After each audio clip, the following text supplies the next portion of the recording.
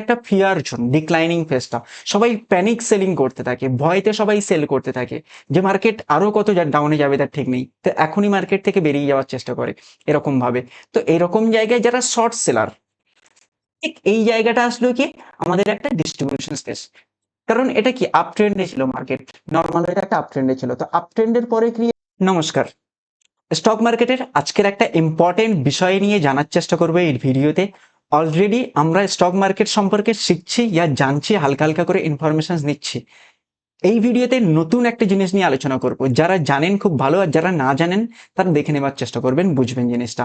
যে একটা মার্কেটে ইনস্টিটিউশনালরা কোথায় বাই করে, যারা মিউচুয়াল ফান্ড, বড় বড় কোম্পানি, বড় বড় ব্যাংক বা বড় বড় ব্রোকিং হাউস, এরা কোন জায়গায় বাই করে অ্যান্ড কোন জায়গায় সেল করে এই ভিডিওতে জানার চেষ্টা করব। যারা এক্সপিরিয়েন্স ট্রেডার, যারা বড় বড় ট্রেডার ইনভেস্টর, তারা কোথায় বাই করে, কোথায় সেল করে, মার্কেট আপ ট্রেন্ডে কিভাবে যায়, দেন ডাউন ট্রেন্ডে কিভাবে মুভমেন্ট নেয়, আপ ট্রেন্ডের পরে কেমন ফেজ আসে, আবার ডাউন ট্রেন্ডের পরে কেমন ফেজ আসে, এই জিনিসগুলো বোঝার চেষ্টা করব। দেখুন, একটা মার্কেটে, এই যে স্টক মার্কেটে মেনলি চারটে ফেজের উপর দিয়ে চলে। চারটে ফেজের ভিতরে ফার্স্ট আসছে কি অ্যাকুমুলেশন ফেজ, দেন কি আসছে আপনার অ্যাডভান্সিং ফেজ। অ্যাডভান্সিং ফেজটাকে মার্ক আপ বা আপ ট্রেন্ডও বলা হয়। দেন 3 নম্বর আসছে কি ডিস্ট্রিবিউশন ফেজ। তারপরে আসছে কি ডিক্লাইনিং ফেজ। ডিক্লাইনিং ফেজ বা ডাউন ট্রেন্ড বা মার্ক ডাউনে এটাকে বলা হয়। এই যে চারটে ফেজ মার্কেটে মেনলি কাজ করে। একটা স্টক প্রাইস মুভমেন্ট নেয়, আপ ট্রেন্ড থেকে ডাউনে আসে, আবার ডাউন থেকে আপে যায়, আবার আপ ট্রেন্ড, ঠিক এরকম ভাবে সাইকেল আকারে ঘুরতে থাকে, চক্র আকারে ঘুরতে থাকে। একটা ট্রেন্ডের পরে আর একটা ট্রেন্ড আসে, ঠিক এরকম ভাবে স্টক মার্কেট কাজ করে। একটা ফেজের পরে আর একটা ফেজ আছে, একবার অ্যাকুমুলেশন স্পেস, দেন তারপরে আসবে আপনার অ্যাডভান্সিং ফেজ, তারপরে আবার আসবে কি ডিস্ট্রিবিউশন স্পেস, আবার ডিস্ট্রিবিউশন স্পেস থেকে আবার আসবে ডিক্লাইনিং ফেজ। এই চারটি ফেজ মার্কেটে রিপিটেড ওয়েতে চলতে থাকে। তো ভালো করে বোঝার চেষ্টা করবেন। ফার্স্ট আসছে কি অ্যাকুমুলেশন স্পেস। অ্যাকুমুলেশন স্পেসটা কিরকম, যে মার্কেট একটা ডাউন ট্রেন্ডে ছিল, ডাউন ট্রেন্ড ডাউনে যাচ্ছিল, ডাউনে যেতে যেতে যেতে যেতে হঠাৎ একটা বড় সাপোর্ট পেলো। সাপোর্ট পাওয়ার পরে ওই জায়গায় মার্কেট কিছুটা টাইম স্পেন্ড করবে, আর টাইম স্পেন্ড করছে যে টাইমটা, ওই জায়গাটাকেই, ওই যে মার্কেটের যে ফেজটা ক্রিয়েট হচ্ছে, এটাই আসলো অ্যাকুমুলেশন ফেজ। এই জায়গায় মেনলি বড় বড় যারা institutional investor, trader, experience trader, যারা যারা বড় প্লেয়ার মার্কেটে, তারা ঠিক এই অ্যাকুমুলেশন ফেজেই কিন্তু এন্ট্রি নেওয়া শুরু করে, বাই করা শুরু করে। আর বাই করা শুরু করার সাথে সাথে ওই জায়গায় মার্কেটের মুভমেন্টটা আস্তে আস্তে উপরের দিকে আসা শুরু হয়, একটা আপ মুভমেন্ট ক্রিয়েট হয়। ওই জায়গায় বড় বড় প্লেয়াররা এন্ট্রি নেওয়া শুরু করে। তো এই মার্কেটের এই ফার্স্ট ফেজটা আসলো কি অ্যাকুমুলেশন ফেজ।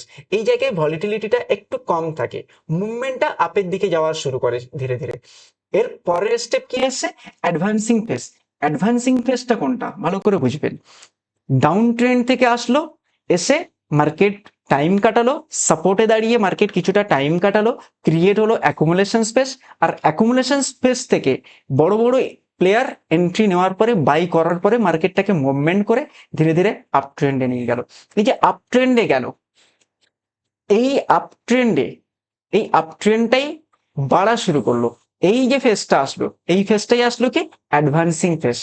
অ্যাডভান্সিং ফেজটা কিরকম, যে মার্কেট ধীরে ধীরে higher high and higher low একটা আপ ট্রেন্ড বানানো শুরু করবে, অ্যান্ড মার্কেট কন্টিনিউ উপরে যাওয়া শুরু করবে। এই জায়গায় মেনলি যারা পাবলিক, যারা রিটেল ইনভেস্টর, রিটেল ট্রেডার, তারা এন্ট্রি নেওয়া শুরু করে, তারা তাদের পজিশন নেওয়া শুরু করে, তারা বাই করা শুরু করে। তো আমাদের মতন রিটেলদের এখানে বাইং অপরচুনিটি খোঁজা দরকার এই অ্যাডভান্সিং ফেজে। এখানটায় কি মুভমেন্টটা ধীরে ধীরে হাই আসা শুরু হয়। কেন?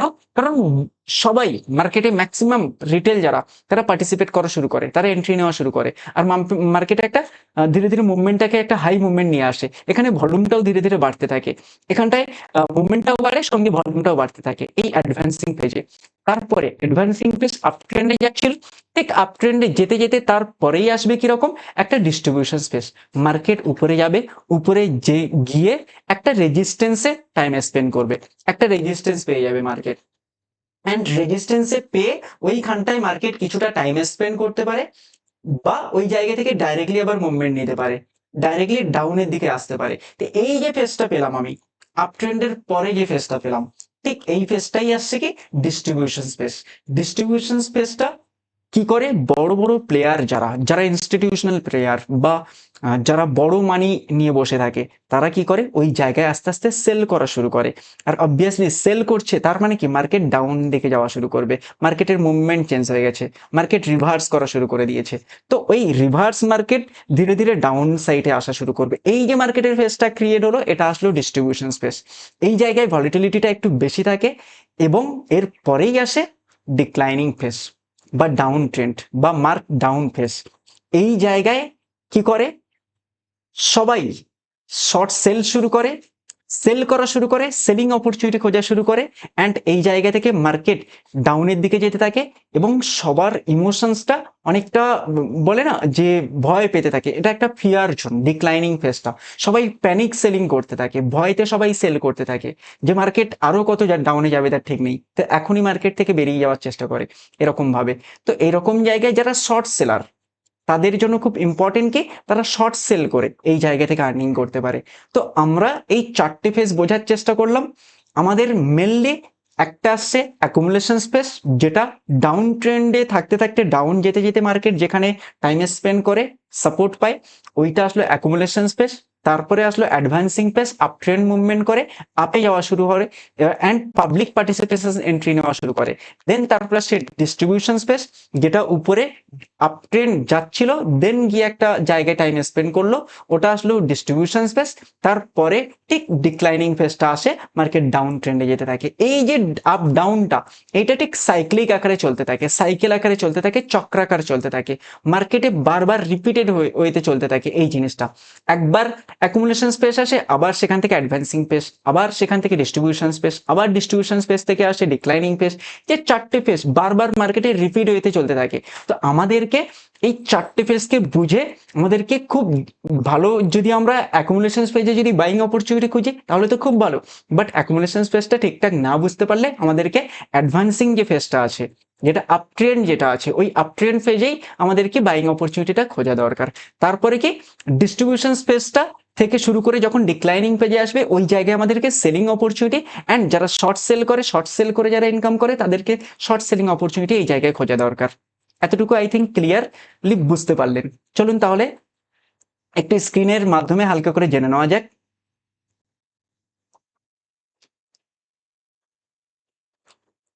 হ্যাঁ, এখানে আমি স্ক্রিনে চলে আসলাম।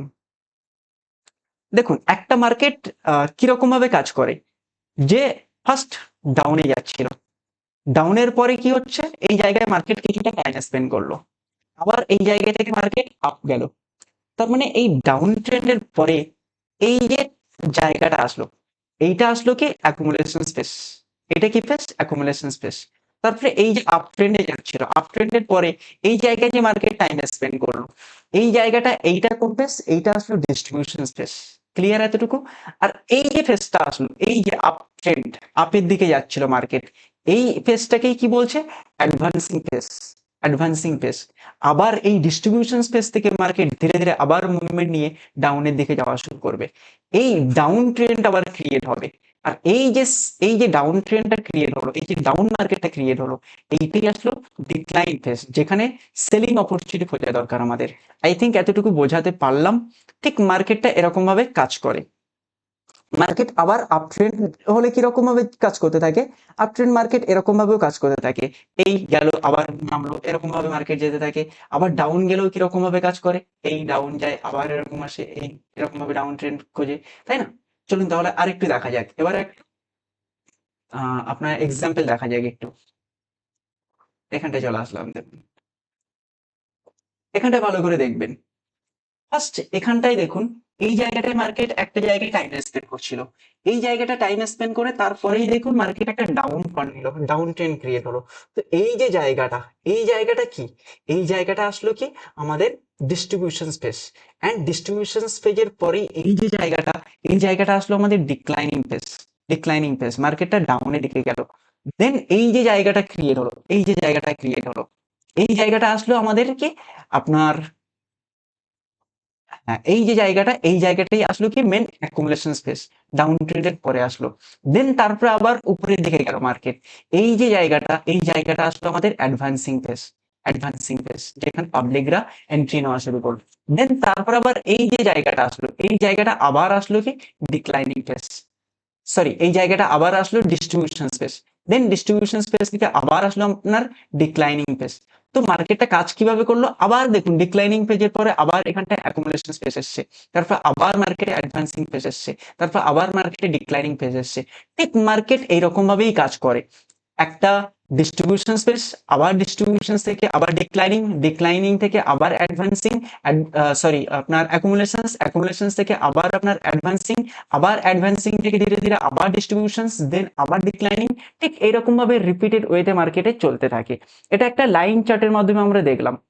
এবার চলুন আমরা তাহলে একটা এর মাধ্যমে দেখে নিই, একটা ক্যান্ডেলস্টিক প্যাটার্নের মাধ্যমে দেখে নিই এই চার্টটাকেই। দেখুন এখানটা ক্যান্ডেলস্টিক, একটা আমার এখানে ছবি তোলা আছে অলরেডি, সেই জন্যই আমি দেখাচ্ছি নর্মালি।